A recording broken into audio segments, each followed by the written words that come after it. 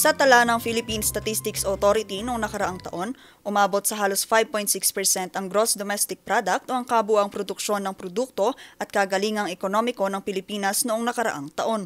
Mas mababa ito kumpara sa 7.6% na GDP noong 2022. Pero positibo pa rin dito ang National Economic and Development Authority o NEDA. The Philippine economy generally performed well in 2023, though we recognize the magnitude of the challenges we faced and which continue to persist. Our experience in the past year has led us to acknowledge the importance of reinforcing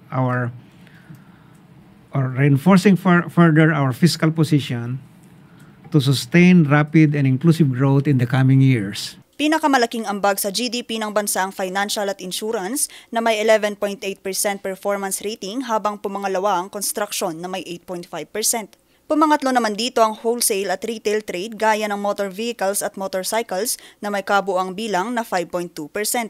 Sa pagsisimula ng taon, nais ng NEDA na makamit ang 6.5 hanggang 7.5% full-year gross domestic product growth rate.